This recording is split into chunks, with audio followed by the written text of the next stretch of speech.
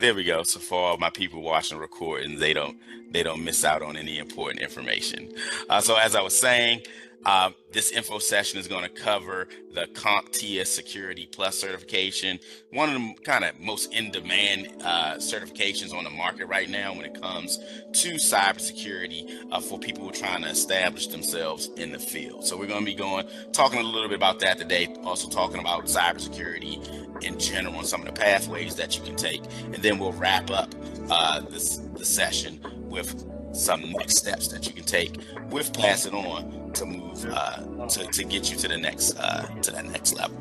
Again, I'm Dr. Willie Sanders Jr., your presenter for the day, and I'll talk a little bit about myself in a second. I have a slide that talks about that, but just wanted to go over the kind of the agenda for this session. Have a brief introduction. I'll tell you a little bit about myself, then tell you a little bit about Pass It On, who we are, and what we do. Then we'll take a look at the cybersecurity industry in general, what the outlook for the industry is, before getting into the CompTIA Security Plus certification, and then some of the options that are out there and some of the options that we provide for you to get training around the CompTIA Security Plus concepts. And then we'll wrap up again with some next steps. And we'll also have a Q&A at the end. So again, if you have any questions, kind of just jot those down, or you can put them in the chat, but we'll revisit those at the end of the session, because right now I'm on one screen. I'm usually on like 3 or 4 screens, but I'm down to one screen today. I'm doing a presentation on my laptop, so I can't really see the chat in real time. So we'll address all those questions at the end. First off, again, I'm Dr. Willie Sanders Jr. I'm the founder and executive director of Pass It On. I'll talk more about that in a second in the next slide. But as far as my background goes, I'm an IT professional by trade, been in the industry almost 20 years now, so over 19. My doctorate is in cybersecurity. That's kind of like my jam. My master's degree is also in cybersecurity as well. But I've been studying technology and security for a long time. I learned that I wanted to do something with computers at an early age, and even though I had some hiccups along the way, technology has always been a passion of mine. So that's what I've kind of dedicated my life to studying. Currently, in my full-time gig, I'm a clinical assistant professor at Towson University in Towson, Maryland, where I teach cybersecurity and IT concepts, things like systems administration, networking, cloud. I used to teach for University of Maryland's global campus, their online school. I've also taught for Anne Arundel Community College. In my on the industry side, I'm a former network administrator for Opus Inspection. They're an international company out of Norway. They run all the vehicle inspection plants around the world. And here at my home in Maryland, they run our VHIP. That's the vehicle inspection folks. And I ran the computer networks for that organization throughout the state of Maryland. I'm also used to work for Pearson as a senior systems analyst. Pearson's a global IT company. That's not a global IT company, a global education company. And I was on their global IT team. This is where I kind of got a chance to really get my feet wet with cybersecurity. More directly, doing systems analysis, but also implementing security policies throughout the global system for Pearson. Above all that, I'm a husband, father, lifelong learner, because those things are what matters most. Those tie into my why. Everybody should have a why for whatever it is that they're doing. You want to get into cybersecurity, the why needs to be a little bit more than I'm trying to make money. Well, I have 3 whys. My whys are my family, traveling, and taking my family traveling. So this is like my little snapshot collage of some of the things that getting a career in tech, getting a career in cyber has enabled me to do. My wife and kids are there in the middle. So I have my wife and my 3 daughters. That's me up in the corner here, barbecuing on the beach in Hawaii. That's us skiing in the Poconos. Took a cruise to Cuba when the borders were still open. We got an annual trip. We go to Disney and Universal Studios in Florida, every year, sometimes 2 or 3 times in a year. We season pass holders. That's me and my girls in Paris. Got a chance to take the fam to Paris, France. That's like a bucket list item there. And then this one was like one of the most amazing trips we had. Taking the family to take care of elephants in Thailand. We went to an elephant reserve and spent the entire day, bathing and playing in the mud and feeding elephants that have been rescued from poachers. So none of these experiences could I have ever imagined when I was 21 years old. Because when I was 21, I was a college dropout, trying to find my way in life, trying to figure out, how I'm gonna make money, taking dead-end jobs, doing whatever I needed to do to survive. But once I got reconnected and put on a path with technology, it opened up doors, got me to where I am now. I wouldn't be Dr. Sanders right now if it wasn't for my career in technology. So I want you to, as you're hearing all this stuff, I know cyber is a big buzzword right now, but think about the why. Think about why you want to get into this, because there's going to be some long nights of studying, some hard tests you got to take. And if your why is flimsy, it might not cut it, because even though cyber, there's a huge need, definitely a huge need for people in cybersecurity.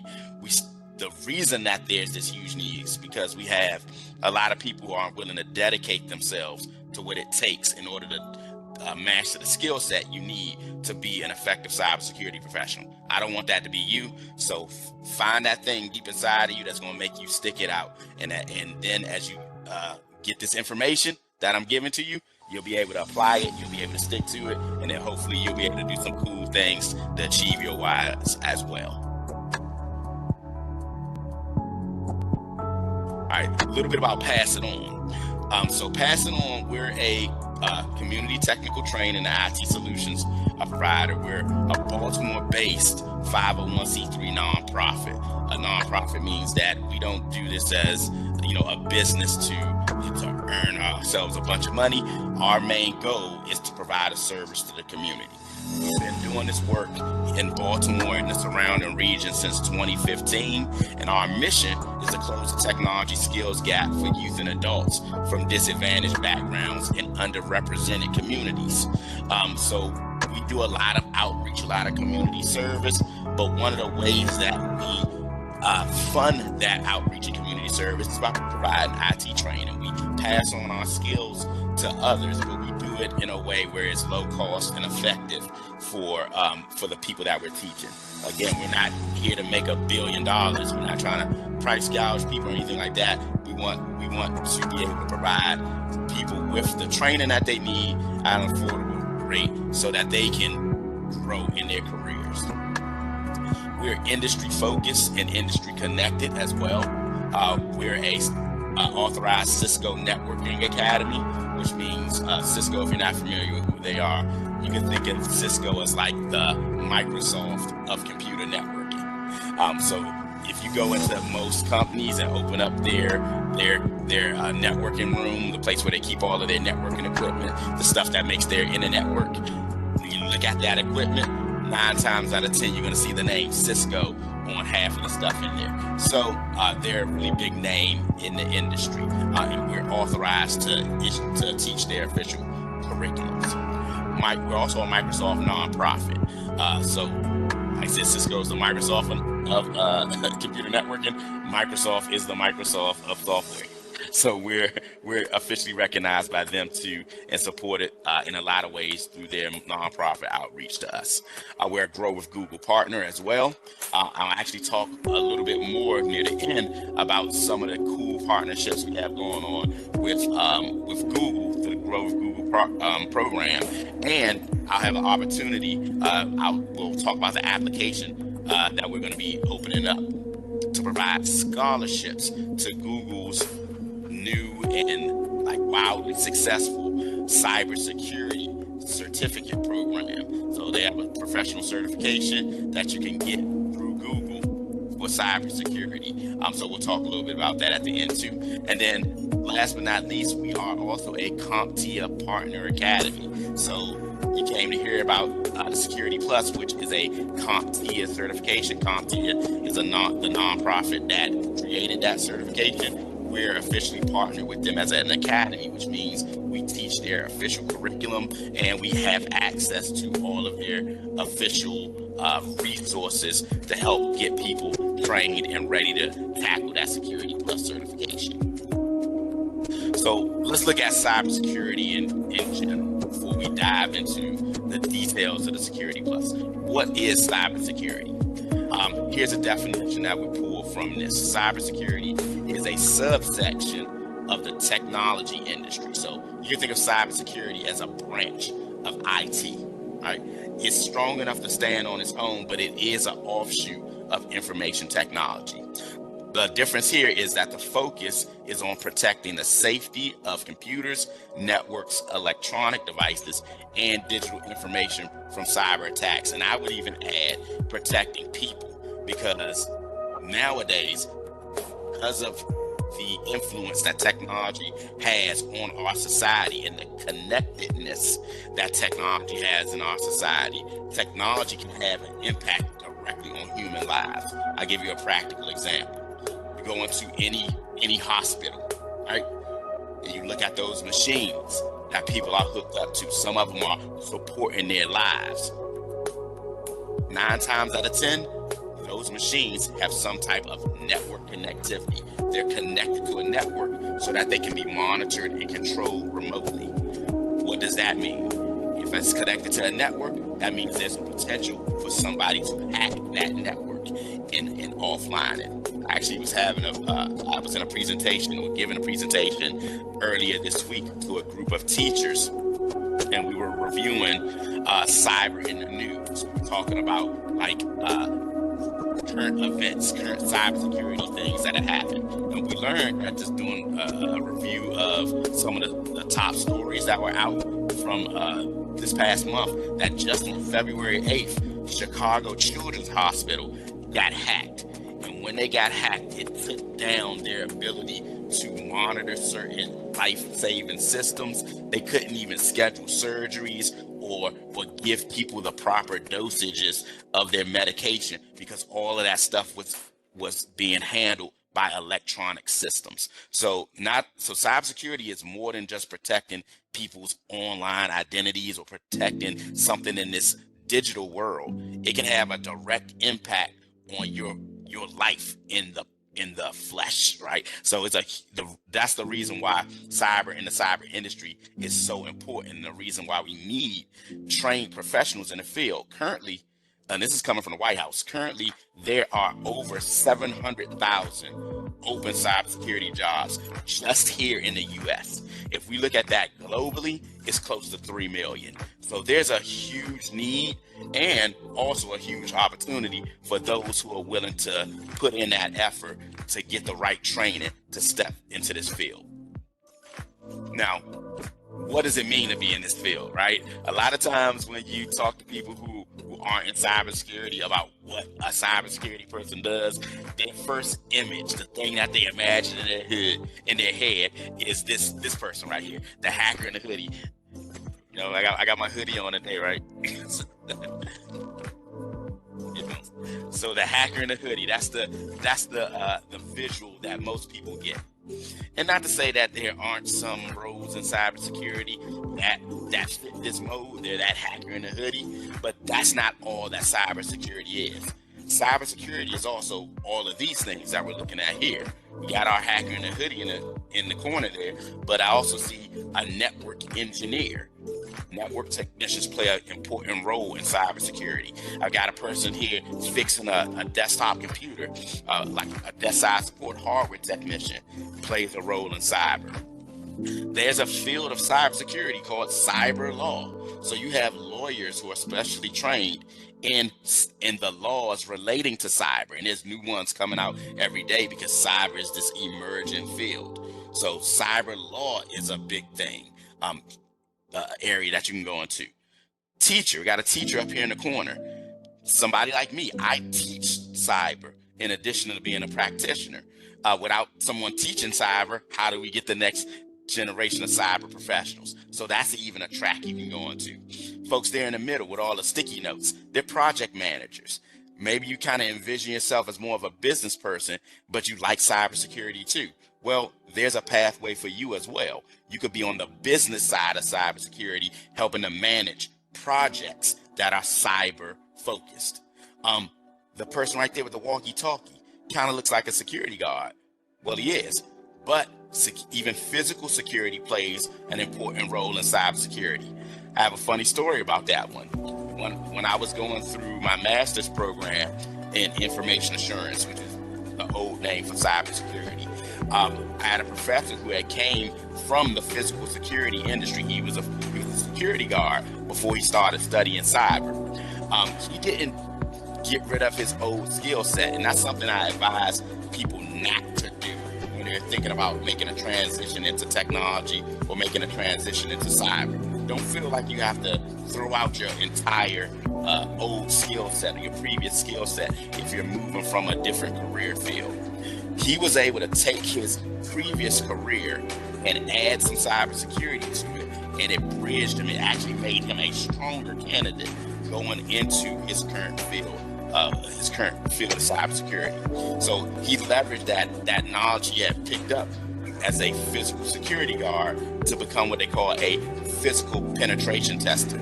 Penetration testing is a branch of cybersecurity where what we call offensive cybersecurity, where you're playing the role of the hacker, of the attacker, to see how they will break into a system or a facility or what have you.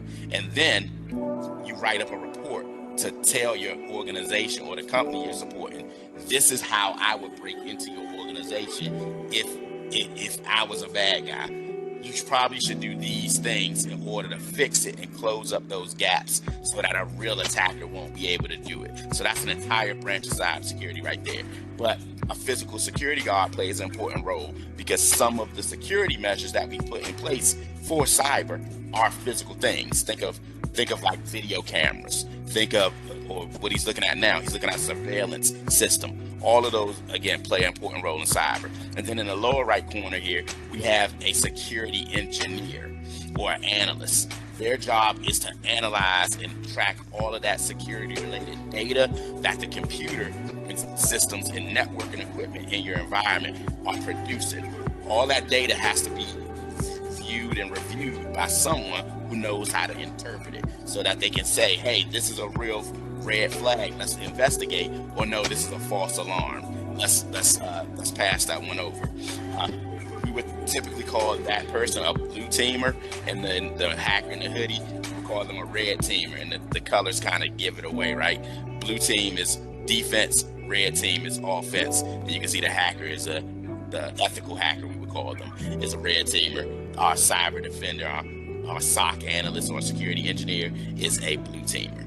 This is what we really do. And even this is just a small snapshot of some of the opportunities that are out there once you get the right training under your belt and the right experience under your belt when it comes to cyber. If we want to go broader, take a look at this. This is just 20 of the different types of job roles that you can go into in cybersecurity. You see, I mentioned red teamer. We have that one listed there. Blue teamer is also listed there, number 2 and number 7. But if you're painting, what happens when you mix red and blue together? It makes purple. So there's actually a cybersecurity role called a purple teamer. A purple teamer is someone who knows how to do red team offensive cybersecurity, but they also have knowledge of blue team cybersecurity. So they're like the total package. So a lot of organizations are leaning towards getting purple teamers now because they know how to do both. They can play both sides of the field. But yeah, things like threat hunters and malware analysis. And as cyber gets more and more complex, we'll see more of these kind of distinct niche job roles starting to exist and come into play. But even though there's like a plethora of different, very discrete job roles that you can take on within cyber, there has to be a starting point somewhere. And that's where the Security Plus comes into play. If you're trying to really break into the cyber field, there's a bunch of pathways. But if you want to get the most bang for your buck, one of the best investments that you can make is in IT certifications. Certifications in the Security Plus is the go-to entry-level certification for cybersecurity professionals. Don't believe me? Go to the job boards. Go to Indeed. Go to Monster.com. Go to Career Builder and look up entry-level cybersecurity engineer or cyber something, right? If it's entry-level, even if it's not entry-level, it could be a mid-level role, even a senior-level role. And you look at some of the job requirements, more than likely, one of those requirements that you're going to see there is that you hold a Security Plus certification, especially in the region that we live in and within Maryland, or what we like to call the DMV, the DC, Maryland, Virginia, that triangle of territory. The Security Plus is in demand because of our proximity to the U.S. federal government. That's the seat of the government, the White House, DC, right? The DOD, the Department of Defense, have issued a list of different requirements for taking on technical jobs within the Department of Defense, and by extension the federal government, because the government kind of follows the DOD. The whole government kind of follows the DOD when they do stuff. This list, the 8840, I believe, they changed the number on me recently, but this list that the DOD puts out basically details that for certain job roles, in order to meet the technical qualifications, there are certain industry certifications that you should acquire in order to be eligible for those job roles. So if you look at that list, the Security Plus is embedded in a lot of those different categories. So that's one of the reasons, especially in this region, why the Security Plus is so sought after. Because if you want to work for the federal government, which is one of the biggest employers in our area, in the nation, in fact, having a Security Plus increases your odds. In addition to that, a lot of companies do business with the federal government. For example, think of big companies like Northrop Grumman, Lockheed Martin, Raytheon. These are big defense contractors, federal contractors. They get like $100 million contracts with the government to do all types of work for them. When they're looking to do that work with the government has stipulations. The government will say, oh, yeah, you want to do this type of cyber work for us? Yeah, bring your people on, but they need to have Security Plus when they get hired, or they need to get it within 90 days of being hired, or they can't keep their job. So again, you can kind of see why a credential like this is a great investment. Again, not saying that there aren't other ways to get into the cyber industry, but a lot of them have either a longer on-ramp or they cost more, or both. For example, if I wanted to break into cyber and I decided I wanted to get an associate's degree, that's a 2-year commitment, and it's going to cost me a couple $1,000s. Similarly, I want to break into cyber by getting my bachelor's degree, that's a 4-year commitment and a lot more money, because we know college ain't cheap.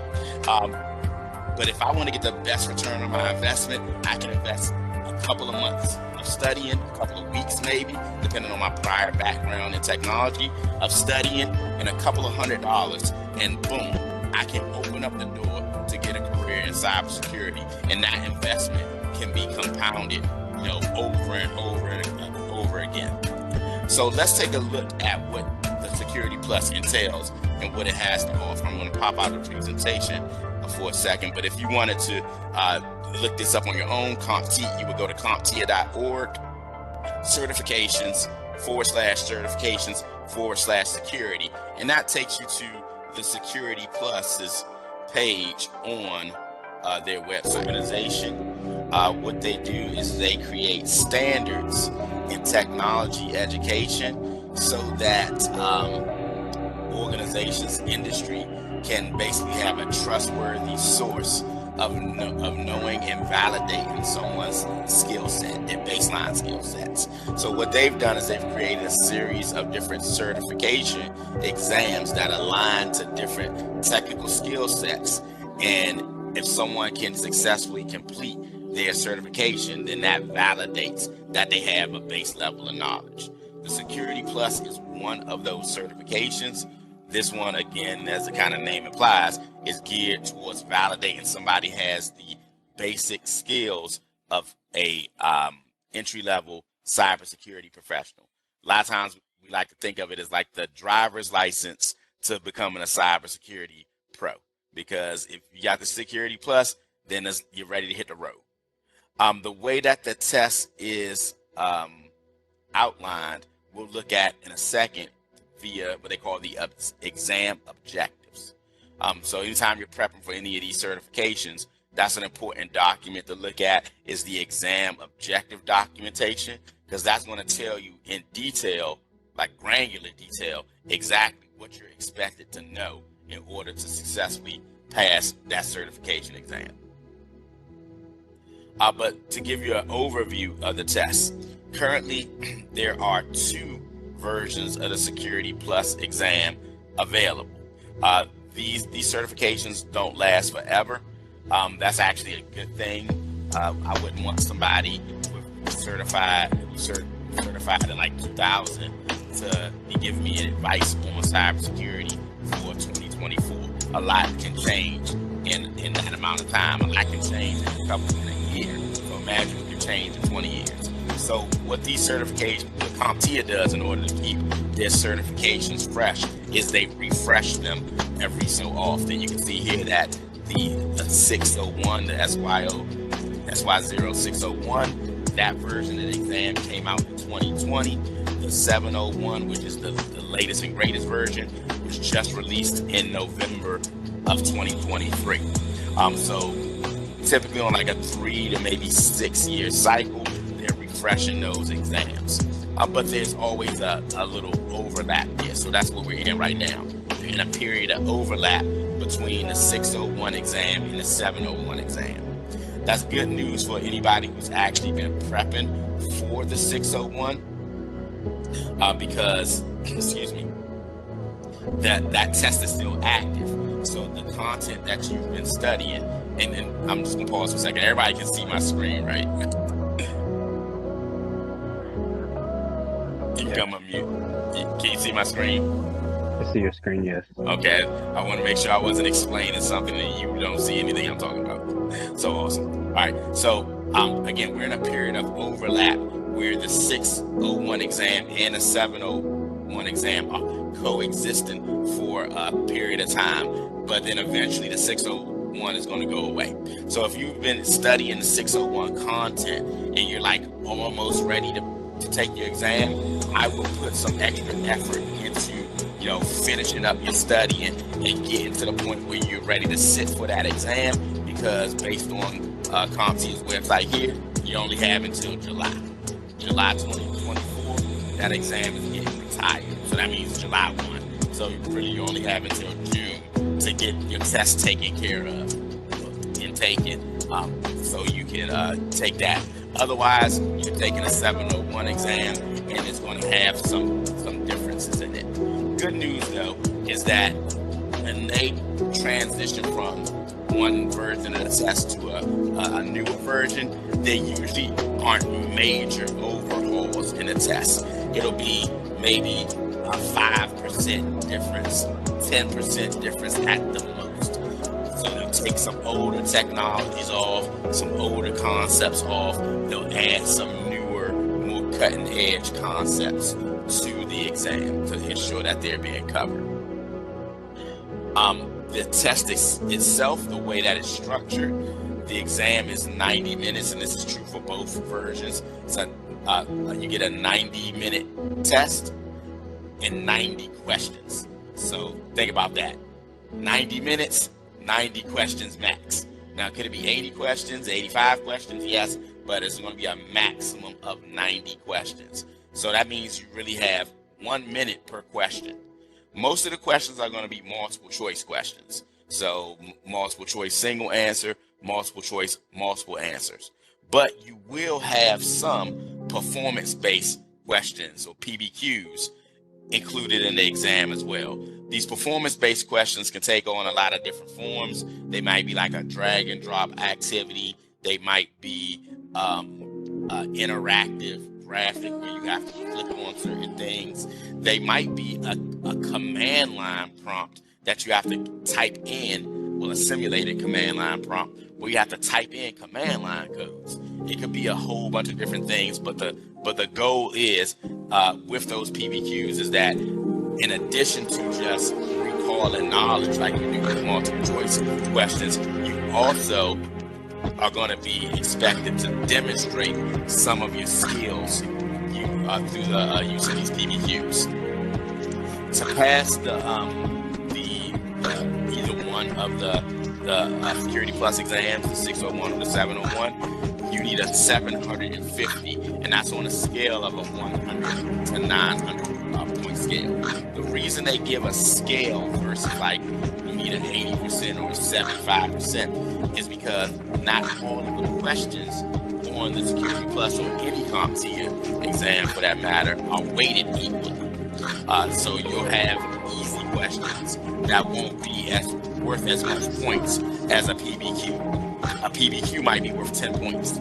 A regular, easy level multiple choice question might be worth 2 points. So that's the main reason why they don't break it down into percentages. But if you wanted to kind of give yourself a rough estimate, you could say you need a C on a test to pass, if that helps you frame it a little bit better. And what does passing one of these Security Plus exam really mean? In any of these certifications, there's a competency equivalency, right?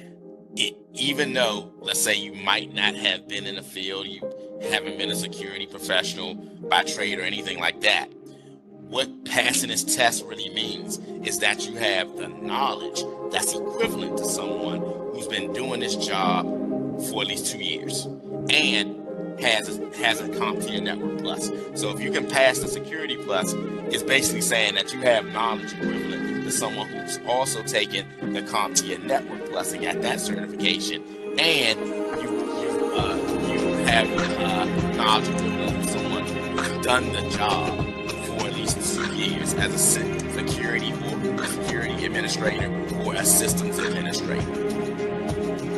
The test is available in multiple languages. The 601, English, Japanese, Vietnamese, Thai, and Portuguese, and the 701 is currently available in English, Japanese, Portuguese, and Spanish. Well, Spanish is coming out. And no ending date yet for the 701 because again, it just came out. They'll determine that at a later date. When you want to go sit for one of these exams, there's a couple of options. During COVID, CompTIA introduced a take from home test option. I wouldn't say quite a take from home, a online proctoring option through a system software that they call OnView. With the OnView software, you'll install the software onto your computer. You'll go through a kind of like a registration process, and then when you go to take your test, an online proctor will monitor you almost through like a kind of like a video conferencing situation.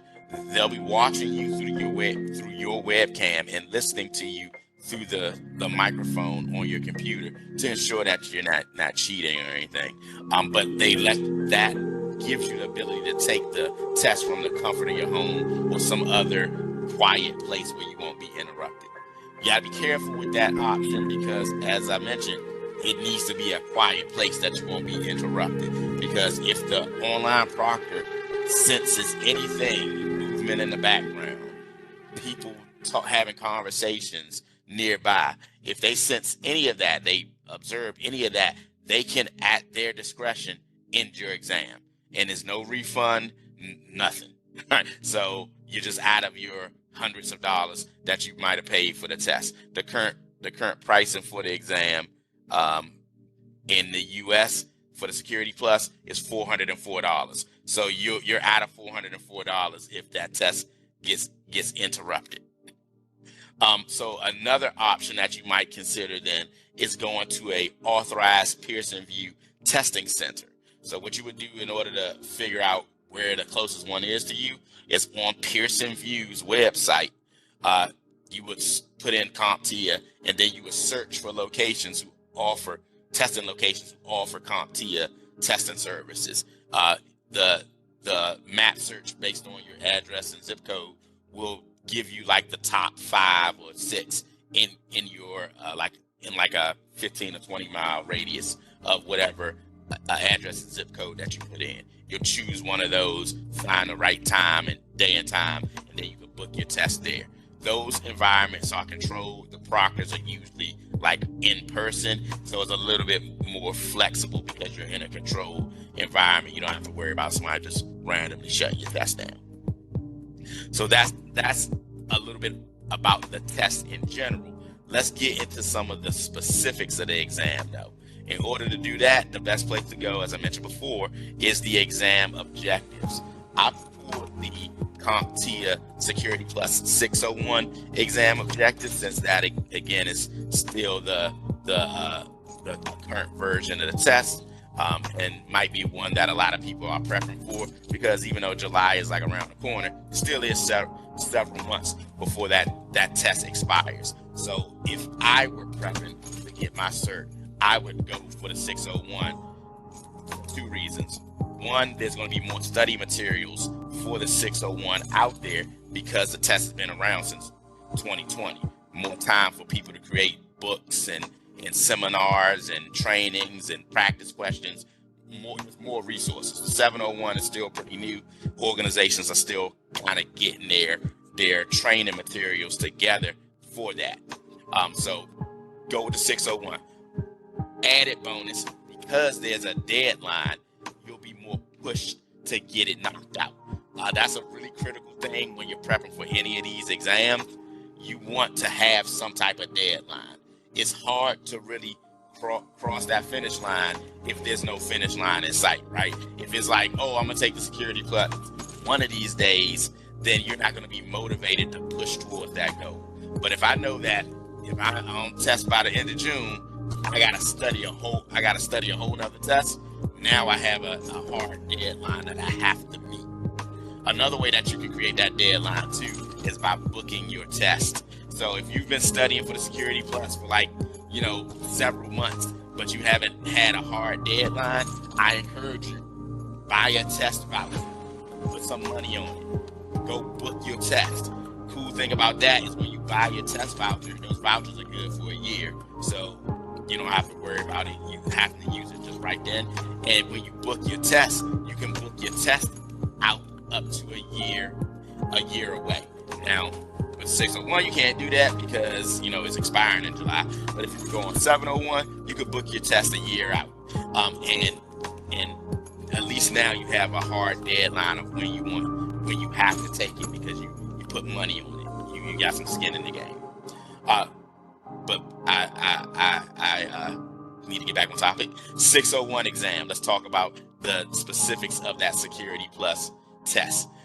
Exam objectives are really important. Most of your certification vendors have a something similar to this. CompTIAs are probably the most thorough that I've seen, and I have quite a bit of certifications. I have 30 IT certifications under my belt, and of them, Security Plus is the one. Sorry, not Security Plus, but CompTIA is the one who gives you the most comprehensive, in my opinion, look at what they want you to know. And they outline it here in their exam objectives. So as I'm going through the objectives here, first up, I see some information similar to what we just saw on their website, talking about the number of questions they're going to be maxed, how long I have to take the test, what the experience equivalency is, things like that, what the passing score is, 750. But in addition to that, they give me this cool breakdown, right? This is important for when you're strategizing how you're going to beat this exam, because it's like a competition. Like, it's me against this exam. What strategy am I going to use to beat this exam? The breakdown here really helps us determine what our approach is going to be. The Security Plus is broken down into 5 what they call domains. Those domains represent groupings of knowledge, like topics, concepts that you need to master in order to successfully pass this test or beat this test. The first group is attacks, threats, and vulnerabilities. And you can see here that makes up 24% of the test. Next, architecture and design. That's going to be more networking focused. but from a security perspective, 21% of the test. Implementation, how do I put all this stuff together? How do I implement these security controls, security technologies? How did I get it in play? 25% of the test. Operations and incidents response, 16%. Governance, risk, and compliance. This is more like the procedural, the policy side of cybersecurity, the laws and things, 14% of the exam. And altogether, of course, totals 100. What this does, given this breakdown, it lets me know what areas of the test have the most impact on my score. And this is going to help me when I start studying, right? Let's say I've been studying, I'm killing it, but there are some areas I'm weak in, and it's getting close to that deadline I set for myself to take that exam. I got 3 weeks to get ready. I've been studying, but I'm still falling short in a couple areas. Maybe I'm falling short in implementation, domain 3, and I'm also falling short a little bit in domain 5, governance, risk, and compliance. If it's now crunch time and I have to make the decision, where do I focus my energy on the most on studying between those 2 weak areas? What do you think I'm going to go with? Well, if you think about it the way I think about it, I'm probably going to focus, and you might too, focus more of your energy on domain 3, implementation, versus the governance, risk, and compliance, because it's weighted heavier, 25%. That means out of the questions, it's 90 questions, I'm going to make it easy, call it 100 questions. If it was 100 questions on this test, 25% of them, 25 of those questions are going to be about implementation. 14 of them will be about governance. I have a greater likelihood of getting an implementation question than I do of getting a governance, risk, and compliance question, because that domain of the test is weighted heavier. That kind of brings up something I forgot to mention about CompTIA tests. Some certification exams, like for example, Microsoft tests, they take what they call an adaptive test approach, meaning that instead of having these kind of predefined percentages of the types of questions that you're going to get, they change the test on you on the fly based on how you're performing. So if I was taking a Microsoft test and let's say this is Security Plus test was a Microsoft test, and I missed a question in governance, risk, and compliance, the adaptive test would then start asking me more questions about the area I just missed, because it's actively trying to fail me. We don't have to worry about that with CompTIA. CompTIA, the test, when you start your exam, it generates the test for you, and those questions are set. It's not going to change them up on you later on, because all of the exam questions are in proportion to the percentages that they're outlining here. So this again, exam objective right out the gate is giving us some really important information to help us strategize how we're going to beat that Security Plus exam. Another really, really, really important feature of these exam objectives is a further breakdown. So yeah, I get this top level overview of the domains and their weights, but they go further. They break down each one of these domains into subdomains. So these or subtopics. So I have the overarching domain, threats, attacks, and vulnerabilities. But within that domain, there's a subdomain, domain 1.1, called compare and contrast different types of social engineering techniques. So this whole subdomain is focused on making sure that the test taker has a firm grasp on the different social engineering attacks that a cyber criminal might try to perpetrate. So again, it falls into that overarching goal, the overarching theme, threats, attacks, and vulnerabilities. But here in subdomain 1.1, they're specifically talking about a type of attack called social engineering, or a class of attacks called social engineering. And then not only do they give us that, they tell us specifically which social engineering attacks they want us to know about. They want you to know about phishing and smishing and vishing. It sounds like a Dr. Seuss book. Spam. Spam over instant messaging. Spam. They want us to know what all these things mean so that we have a good understanding of those concepts. They do that throughout. So within domain 1, you can see that there are several subdomains. Then we get to domain 2, and we go through those subdomains. So you can essentially use this exam objective as a study guide. The approach I like to take when I'm prepping for a CompTIA exam is I'll take the study guides and I'll go get like a spiral notebook, or I'll take the study guide and I'll create a Word document and I'll make a table inside of that Word document. And in that table, I'll have at the top of the table subdomain 1.1, and then I'll have a table row for fishing, and I'll say fishing here, and then an empty block, smishing, empty block, fishing, empty block. And in that empty block, I'll take notes. So as I'm going through a training class or a video tutorial or YouTube or whatever I'm doing in order to acquire this knowledge, to learn what fishing means, or SPIM, to learn what that stuff means, I'm using that notebook that I talked about, or I'm using that document that I created to get notes. And I want my notes to be concise, right? And I want them to be in my own words. So if you're using like a digital tool in order to take notes, like you have like an online book or something like that, don't just copy and paste the notes. That's not helping you out any.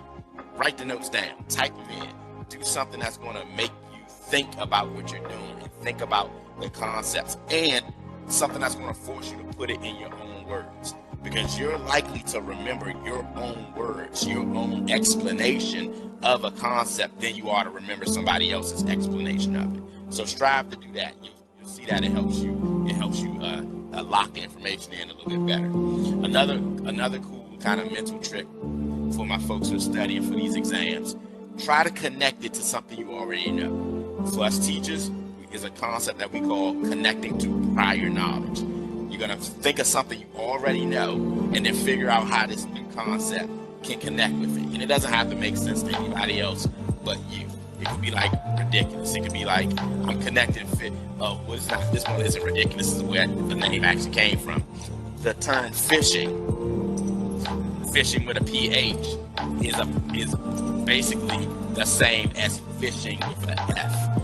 Instead, but the only difference is you're fishing for different things. If I'm fishing with an F, I'm fishing for fish. If I'm fishing with a PH, I'm fishing for people. So the correlation is there. It's going to help me understand the concept. If somebody's fishing for a fish, they put some bait on a hook, they throw that bait out into a lake or a river or the ocean, and then they wait not for a specific fish to bite, they wait for any fish to bite. And when they get a bite on their hook from any fish, they try to reel the fish in, and sometimes the fish gets away. But if they can successfully reel the fish in, then they won, right? They're gonna go home and eat that fish. They came up.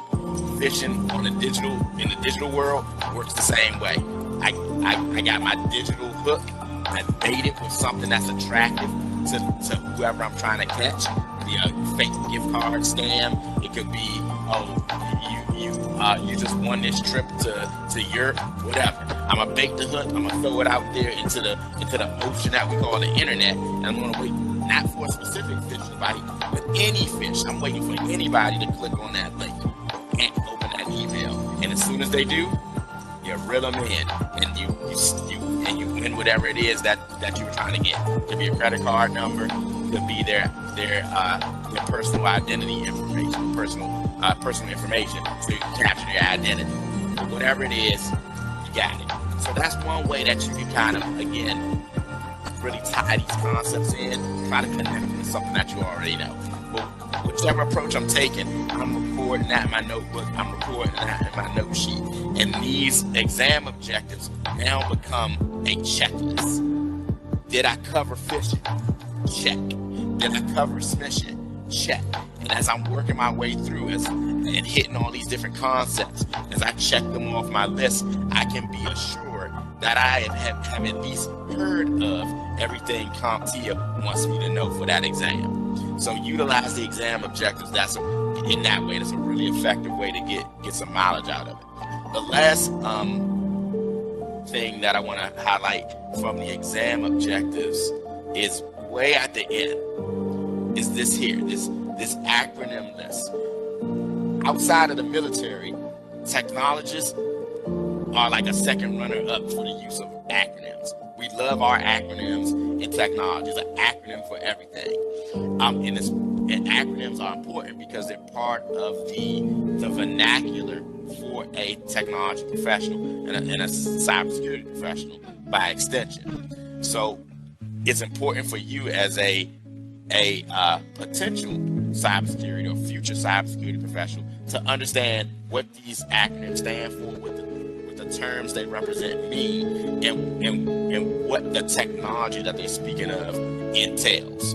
Because CompTIA is famous for throwing acronyms into exam questions. They'll like to do it in two different ways. They'll either have a question that has an acronym in the question, and if you don't know what an acronym stands for, it makes the question really hard to answer. Another way that they'll do it is they'll have a question and then all of the answer choices are acronyms. So if you know what the acronyms stand for, it might make the question a little bit easier. But if you don't know what the acronyms stand for at all, then the question becomes like really hard because you're making up stuff that the acronym can stand for. So use this kind of in the same way that I described with the checklist. Create a little document for yourself. You get a spiral notebook. Write down what the acronym stands for. So I write down what the acronym, write down what it stands for, and then write a little definition. And I'm not talking about anything long. Use bullet points, 1 or 2 bullet points describing what that acronym actually means, so that when you do encounter it in an exam question, you can recall that information. That's kind of the best way to get your mileage out of those types of questions and those types of resources from our exam objectives. Give me 1 second and get our PowerPoint back up.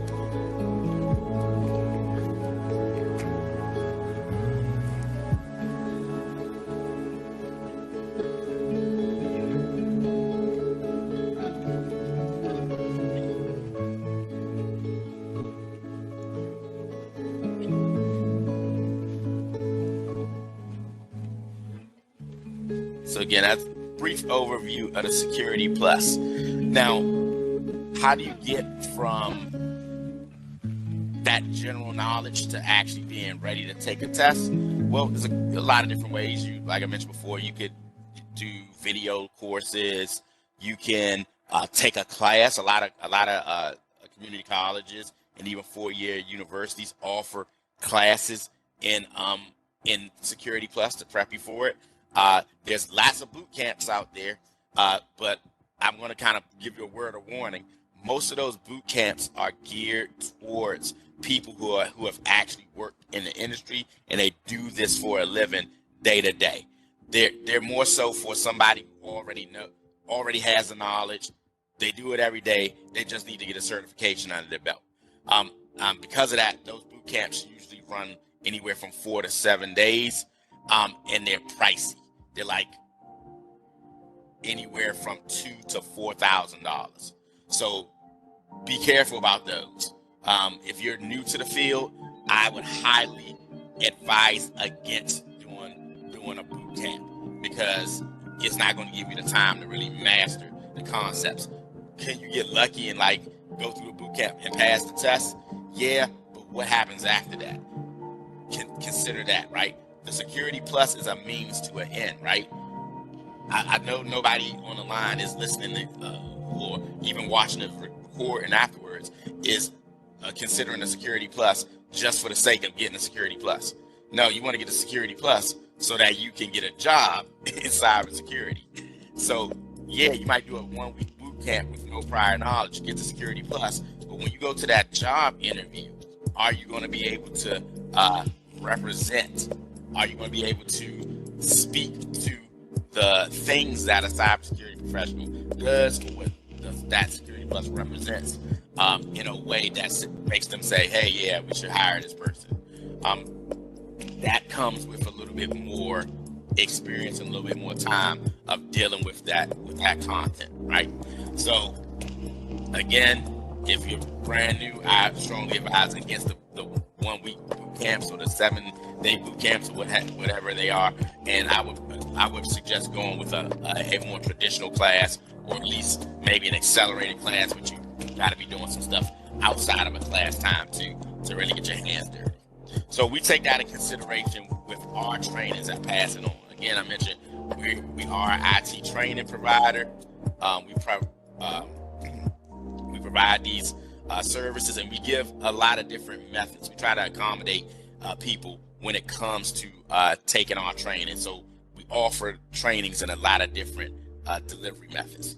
One, self-paced. So if you're comfortable with an online learning environment and you working at your own pace, you have that time management skill set under your belt, then you can take an online class with us, totally what we call asynchronous online, where you're doing it at your own pace. Maybe you need to study at 10 o'clock at night. Well, self-paced gives you that opportunity. We make our classes, Security Plus, available via Google Classrooms. There's recorded lecture to provide access to training materials from CompTIA and training materials that we've created in-house ourselves, as well as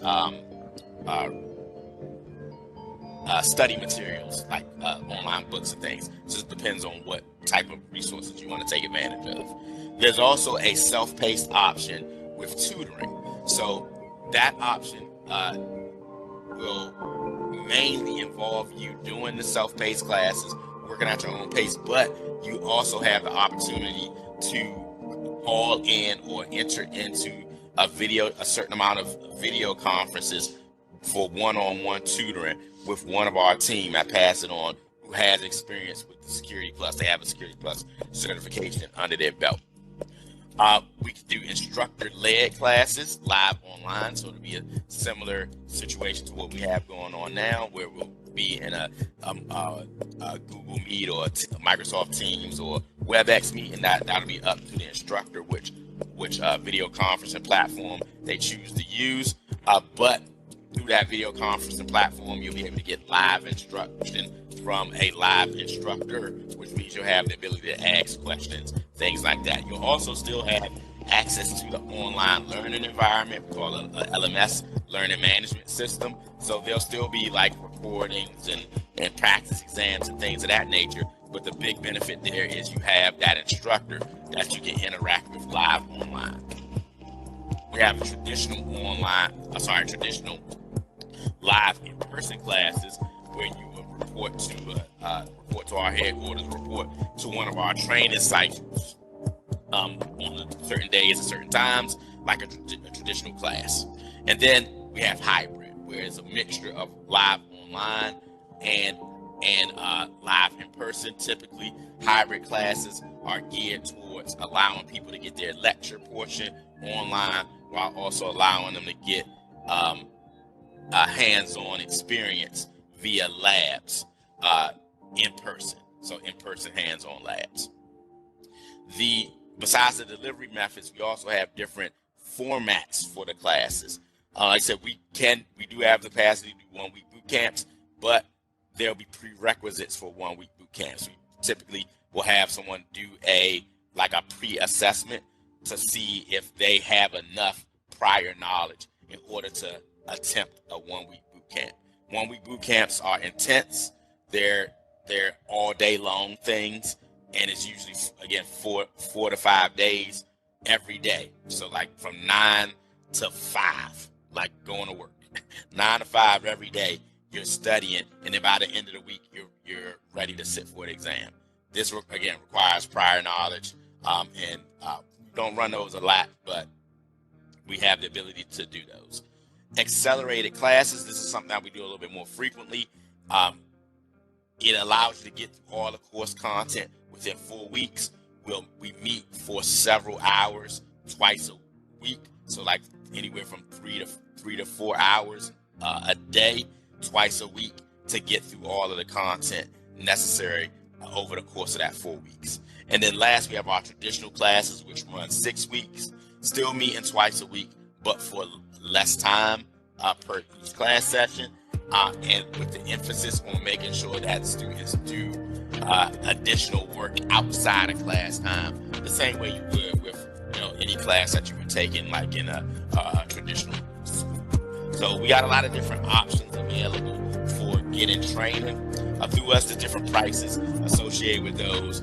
If you're interested in one of those, you can email us. We can talk offline, or during the not so much during the, maybe during the Q&A too, but we can discuss that. We can figure out a plan that works best for you. Speaking of plans that work best, as I mentioned before, we are a nonprofit, so we keep our costs low purposely. So even if you didn't qualify for scholarships, discounts, or anything, and you were just paying out of pocket, our costs would be less than even some of your community colleges, what they charge for a class, an equivalent class. However, we also have opportunities for people to get scholarships and discounted classes.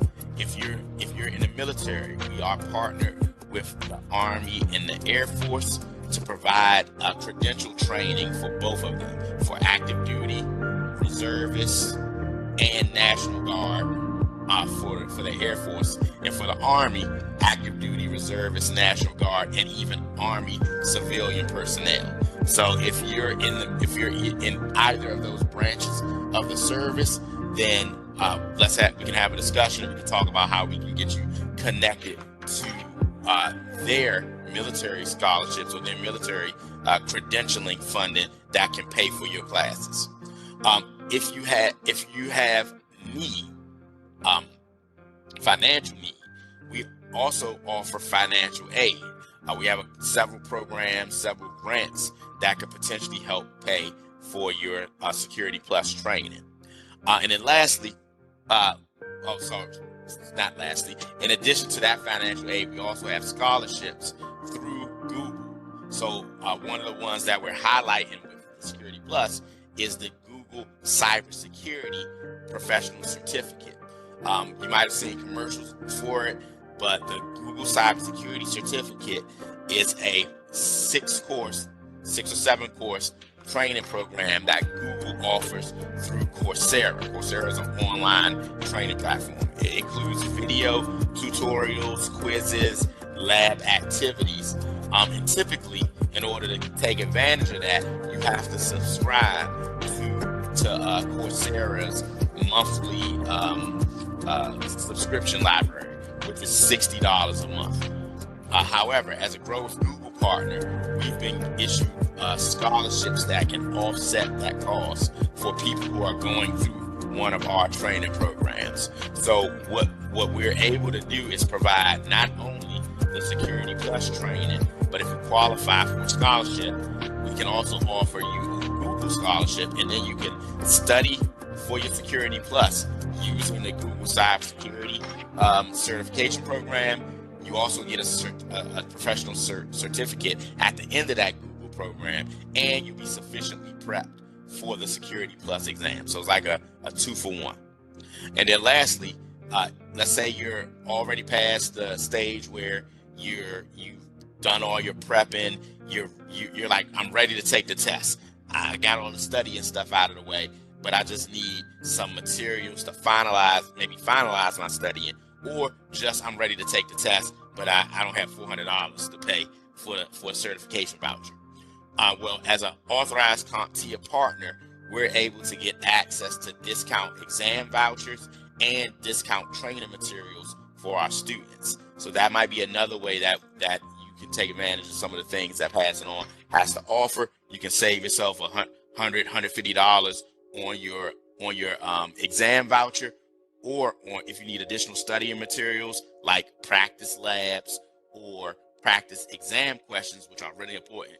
You should take as many practice exams as you can before heading into the real one. Those things can be pricey if you're paying out of pocket or paying directly to CompTIA, but if you go through a partner academy like one of ours, you can save a considerable amount of money. So those are some opportunities that we have. All right, so at this point, I'm going to open up the floor to see if there are any questions, and then hopefully I can answer those questions for you.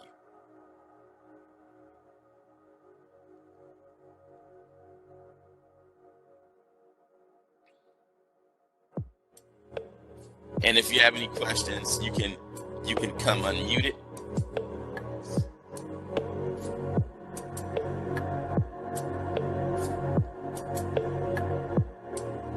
All right, just if you want to move forward the program, just hold tight after I end the recording. We can have a discussion.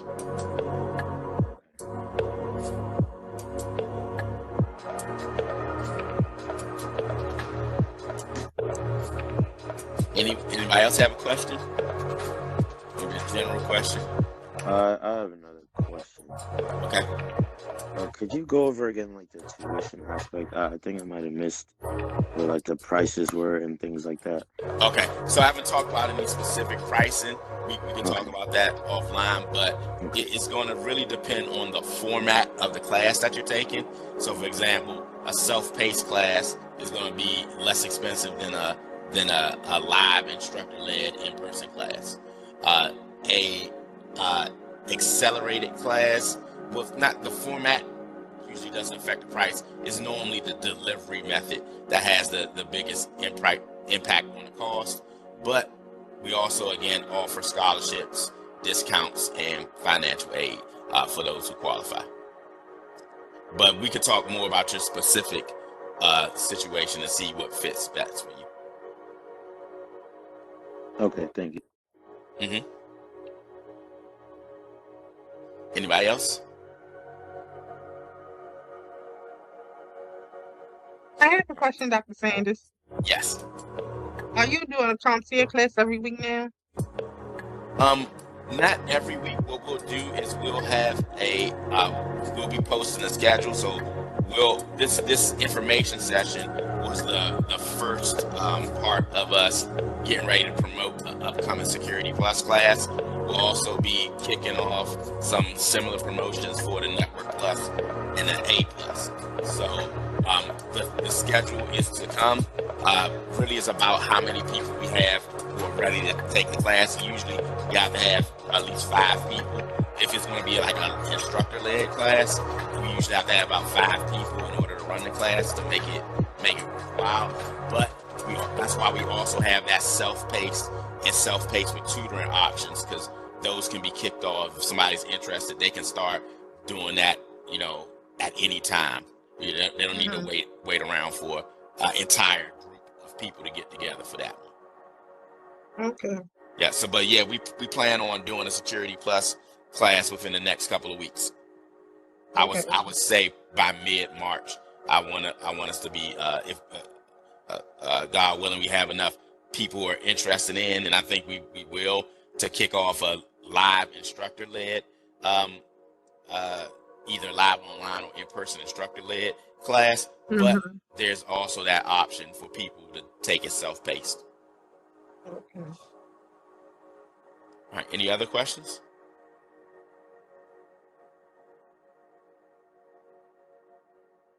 All right. If there's no more questions, thank you for your time. Thank you for sticking around during my technical difficulties, and I hope to hear from you all soon. I'm gonna stop the recording, and if anyone needed to ask any offline questions, I can address those now.